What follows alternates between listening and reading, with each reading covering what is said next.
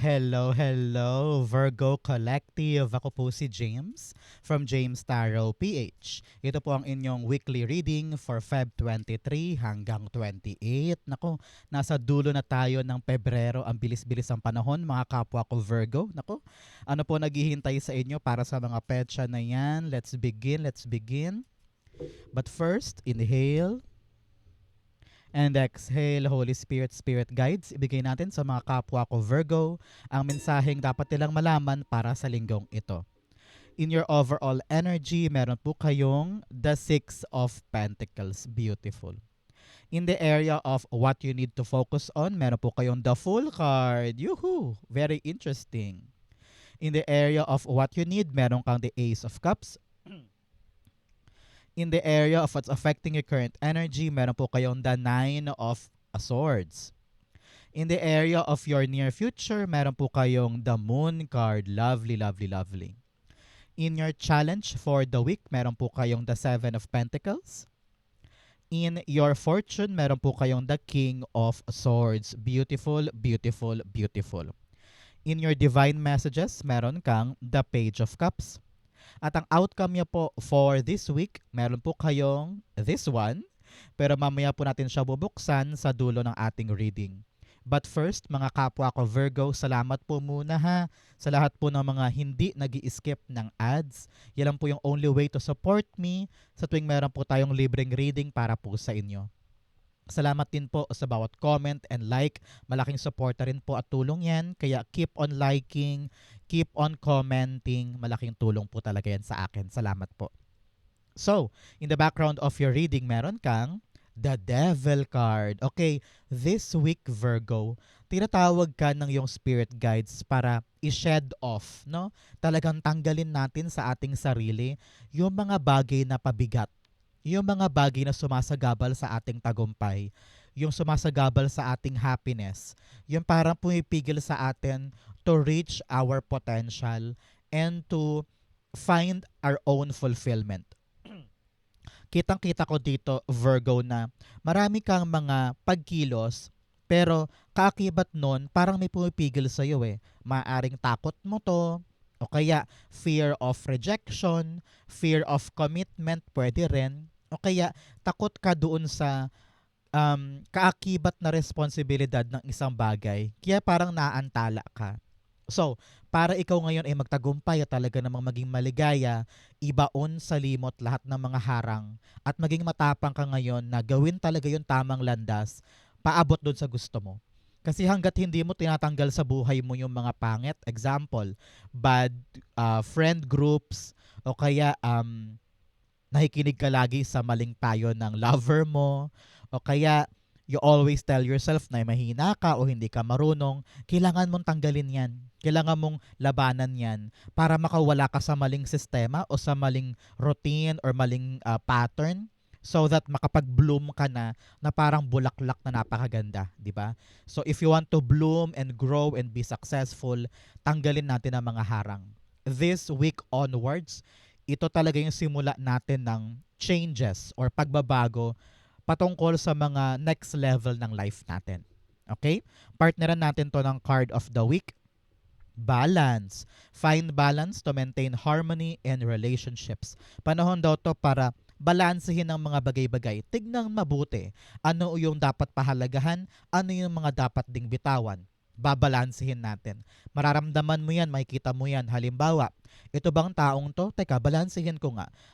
Dapat ko pa ba siyang samahan or hindi? Itong trabahong to, balansehin ko nga. Tignan ko kung valuable pa sa akin o hindi. Parang ganon. Especially, in your core energy, meron kang the Six of Pentacles. Here, tinan mo naman, yung weighing scale. Talagang sinasabihan tayo na, huy, balansehin mo. Narinig ko dito, ngayong linggo, this is the start for you. Na tignang mabuti yung ginagawa mo kung patas pa ba o hindi. Nakita ko dito that you are prioritizing something na alam mo naman na wala na talaga. Na parang, teka, lugi ako dito ah. Ay, teka, parang ako lang yung nag-e-effort dito ah. Parang ako lang ata yung may saysay, ako lang ata yung may pakialam sa bagay na ito. Pero in return, parang wala ako nahihita, wala ako nakukuha. So, panahon na to, Virgo, for you to really tignan mabuti kung ako ba yung nagsasayang ng laway, pawis, atensyon at effort sa isang bagay na wala naman ako mapapala. Halimbawa, gano'n din sa relasyon. Kung feeling mo parang, teka, kinakadena na ako nito ah. Time na for me to really set myself free and unahin ang sarili ko. Parang ganyan. O di kaya sa work ito, iniisip mo na parang, teka, ang liit-liit ang sweldo pero pagod na pagod ako. Baka mamaya, kailangan ko na palang kumawala sa maling sistema. Mga ganyan. So it's all about you reviewing kung ano yung patas. Kasi deserve mo naman makuha yung regalo pabalik ng kaya mong ibigay, di ba? So, i-review mo yan this week. Sa maraming aspeto, sa pag-ibig, sa relasyon, sa pakikipagkaibigan, sa pangarap, sa pera, kailangan patas. Clarify natin. Six of Pentacles being clarified by the Six of Swords. Yes, meron kang 6 here. Huwag mong katakutan. Hindi yan bad number. Yan ang angel number of reflection. Tinatawag ka talaga dito, Virgo, na talaga magbalik tanaw. Na parang ano ba yung ginagawa kong mali para makalarga na ako? Ano ba yung ginagawa kong tama para makatulong sa akin na dapat kong i-maintain? At ano naman yung mga dapat kong i-improve mula sa mga pinagdaanan ko before na maaari pang makaganda para sa akin? Yung self-reflection na yun makakatulong sa'yo to be a better Virgo. Okay? So sabi dito, nakita ko this week, you will receive a valuable gift. I don't know why. Ramdam ko dito na mula ito sa pinaghirapan mo before. Meron kang ginawa before or tinrabaho before na parang ngayon ibibigay yung resulta or pera or bayad, something valuable na magagamit mo para makaabante ka na. Ramdam ko yan. So congrats for your Virgo na talagang mag-gain ka ngayon ng something valuable na blessing na makatulong sa'yo para makaabante na or um, andar na sa isang bagay o sa isang aspeto.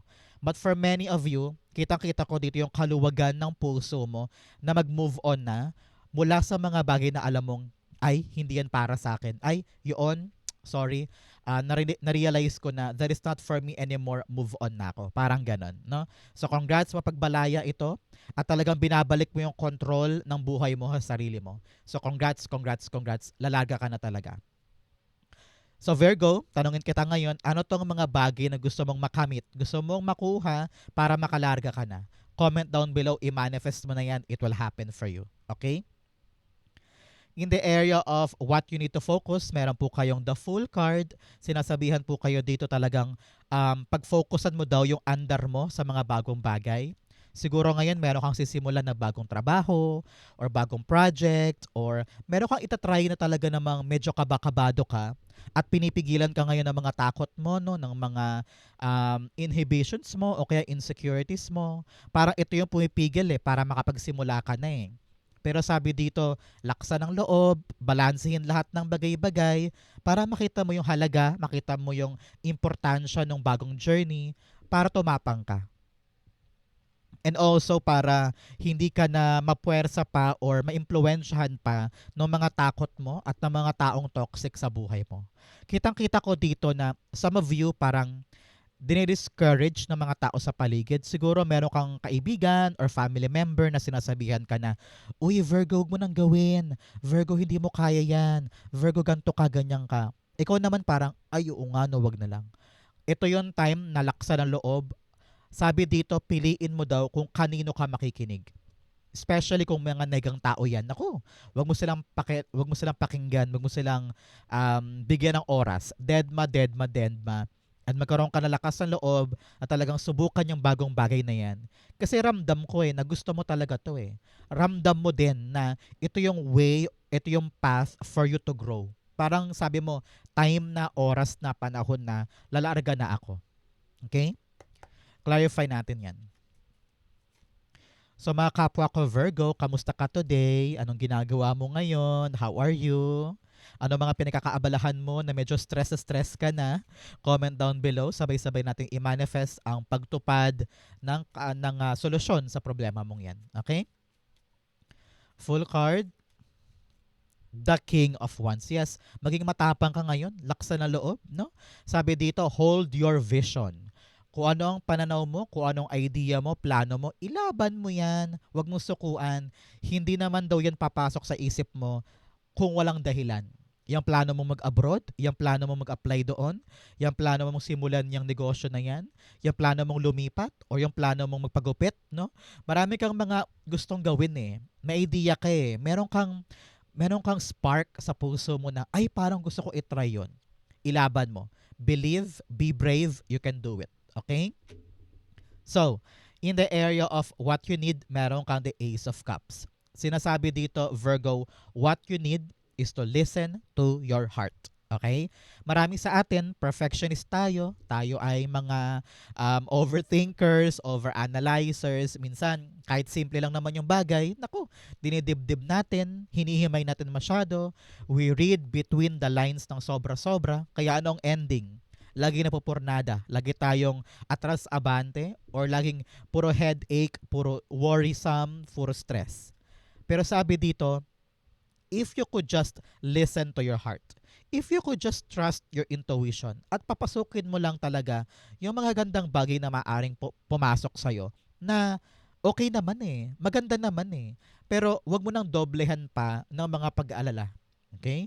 Just enjoy the process. You know it by heart eh. Alam mo kung gaano kaganda at gaano ka-promising itong maaaring pumasok. Kaya wag na masyadong magdalawang isip or mag-over-analyze.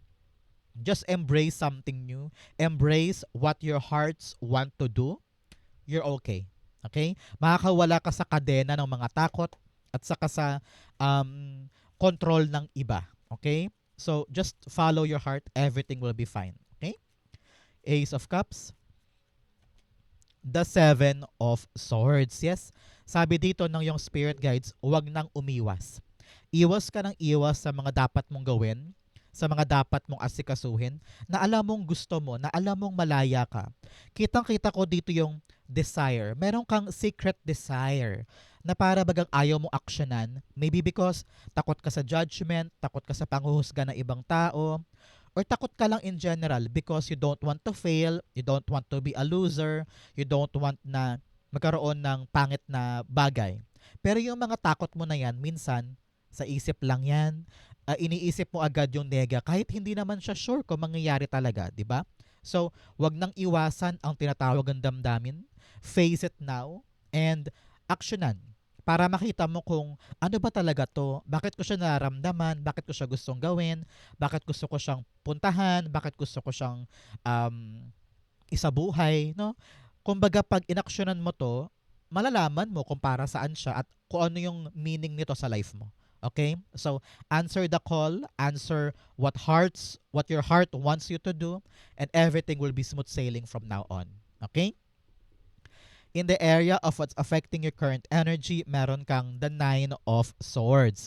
Sinasabi dito, Virgo, nako, talaga namang makaka-relate tayong lahat dito. Minsan, tayo do'y gumagawa ng mga problema natin. Ino-overanalyze natin. Kahit simple lang, minsan, inaalala natin na sobra-sobra. Kaya sabi dito, para mawala yung mga alalahanin mo, yung mga takot mo, problema mo, issue mo, kailangan nating i-revisit kung saan tayo naglalagak ng mga bagay na ka-stress-stress. Okay? It's all about you picking the right things to be stressed about. Narinig ko marami ka daw po yung problema na hindi naman talaga dapat problemahin. Daanan mo lang, wag i-big deal, let it flow, let it go. At doon tayo mag-focus sa karapat-dapat na talaga magdudulot sa atin ng progress. Okay? Very important ito. Narinig ko, huwag mong sayangin ang oras mo sa mga bagay na ang bunga sa'yo, super stress. Okay? Of course, we have our job, we have our money, we have our career or project. Lahat yan may stress factor. Pero dapat daw, piliin mo kung ano yung ka-stress-stress. And then yung iba, hayaan mo na, let go na. Relax lang tayo. Huwag na tayo masyado mag-isip masyado. And let's just enjoy the process para tayo umandar ng maayos. Okay? Very important yan. Clarify natin. The Nine of Swords being clarified by the Ace of Pentacles. Yes, meron kang inaasikaso eh. Maybe because meron kang tinutumbok na standard sa buhay mo na dapat maabot ko to, dapat makuha ko to, dapat ma-reach ko tong gantong milestone o gantong sweldo o gantong kita o gantong reward o gantong bunga. I need this, I need this, I need this. Sa sobrang gigil mo na makuha yung isang bagay, sobrang stress ka na. Okay? Kaya anong payo dito? Hinga, relax. Hu, hu, hu. Alam na Lord kung gaano ka-importante yung mga pinapangalagaan mo. Pero you need to do this in a very balanced way.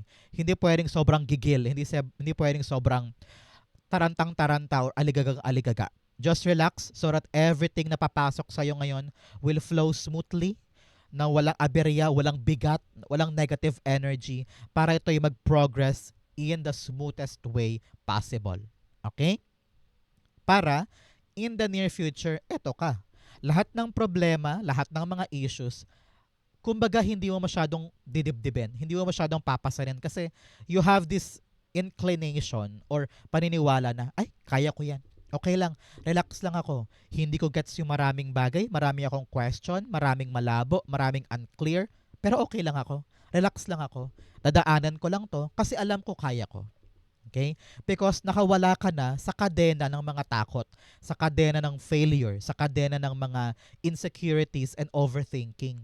Kaya in the near future, kahit anong issue man ang dumaan or problema, alam mo sa sarili mo na, ay, temporary lang ito. Kayang-kaya ko to. I trust God, I trust myself, I trust my journey. Relax ako, kaya ko to. Okay? Yun ang dapat mong isipin, yun ang dapat mong isabuhay this time. Pag gano'n ang ginawa mo, itong mga negativity na kumakadena sa'yo, unti-unting malulusaw yan. Okay? Yun, lumipad, kunin natin. The death card and reversed and rebirth. Yes, talagang bagong buhay ka na.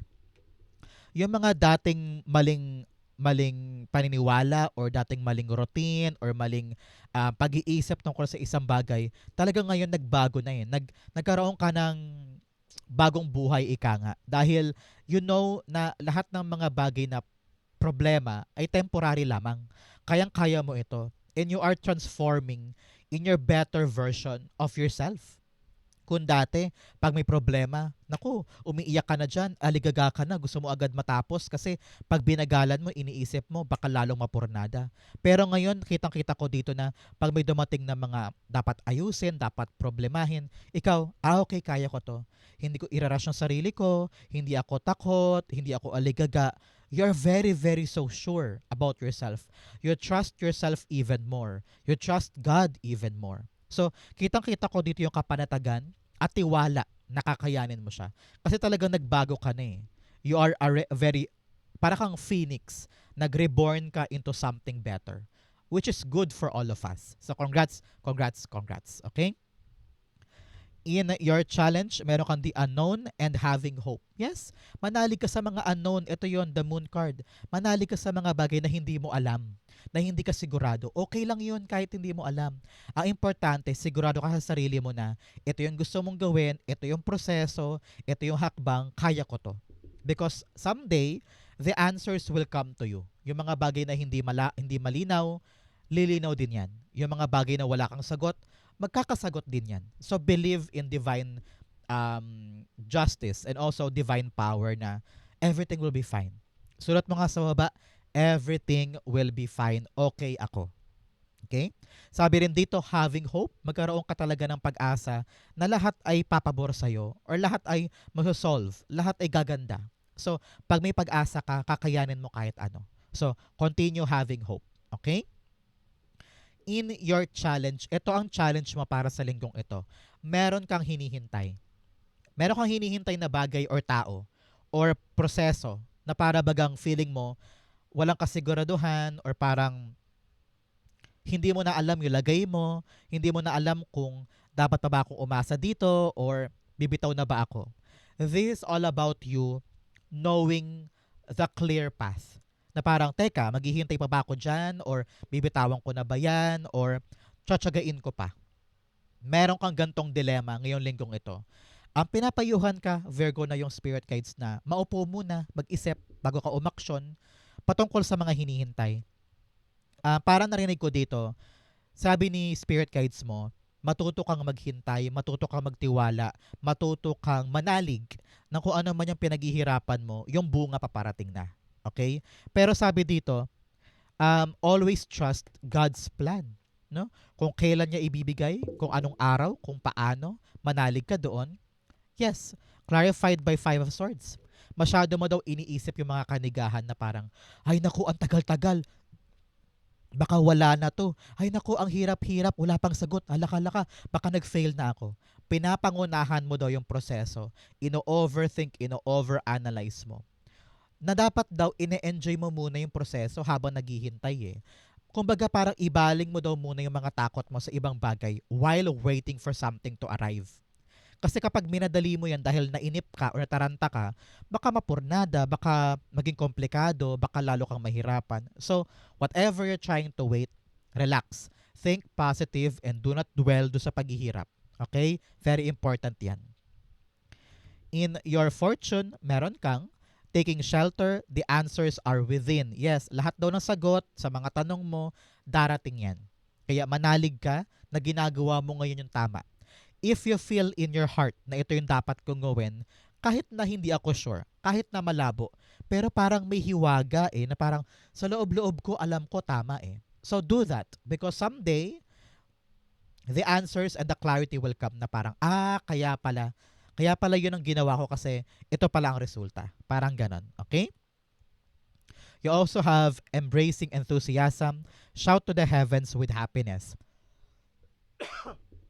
Sabi dito, be happy, be joyful, enjoy your life, enjoy your daily routine, at huwag mag-isip masyado ng nega. Okay? Very important ito. In your fortune, meron po kayong the King of Swords. Sinasabi dito, ngayong linggong ito, magkakaroon ka na ng desisyon about something. Whether ito yun sa mga bagay na tinitimbang mo kung lalaraga na ba ako o maghihintay pa, o tungkol ito sa mga bagay na gusto mong isugal pero ngayon parang iniisip mo na, kasugal-sugal ba to? Now, this is a very, very important week for you. Wait lang guys, inom lang ako water.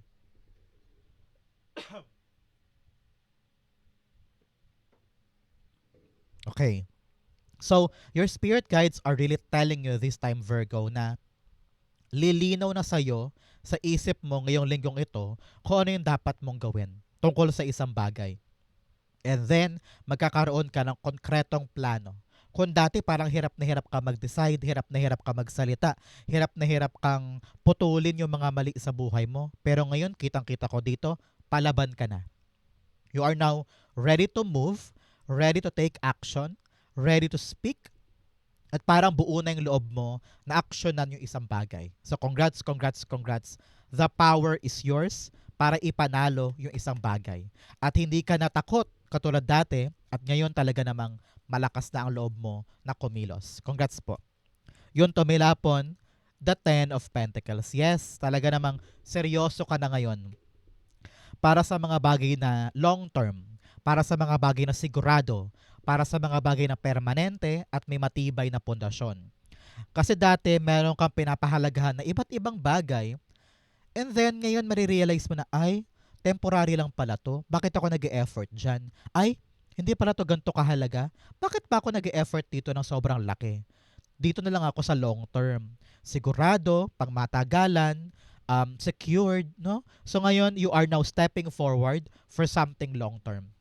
Kung ito man ay negosyo, family business, or trabaho, or kontrata, or career path, kita-kita ko dito na handa ka ng tahakin yung pangmatagalan at seryosong bagay. So congrats.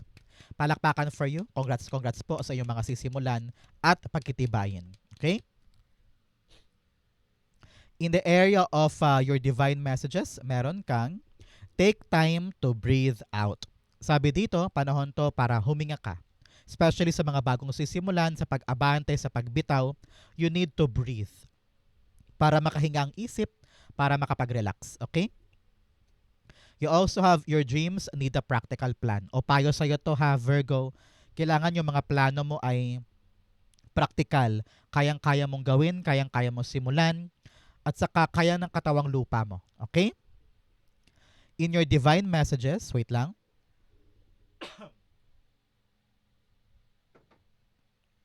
Sa divine messages mo naman, meron kang page of cups. Sinasabi dito, Virgo, we need to pay attention sa mga importante sa atin. Hindi pwedeng gusto ko to today, bukas ko na lang ulit gagawin, o kaya sa isang linggo na naman. You need to really believe on what you want at handa kang kunin yun. Kasi marami sa atin may pangarap.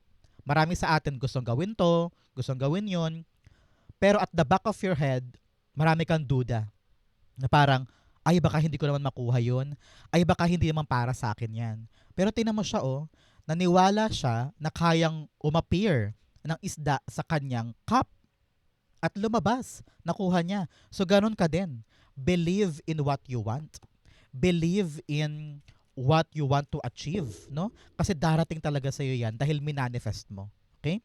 You have the 9 of Wands. Yes, wag sumuko kung ano yung mga bagay na gusto mo makuha, pero ang daming aberya before, ang daming conflict or obstacle, manalig ka, kumapit ka, at saka bigyan mo lagi yung sarili mo ng pag-asa na, sige, susubok pa ako, tatry pa ako, hindi ko to bibitawan, hanggang sa mag-appear yung magandang resulta. Okay? So, do not quit. Give your best shot. Makukuha mo rin ang magandang bunga niyan. Okay? Outcome mo ito, bigyan mo na kita ng fortune cards. You have Diamond.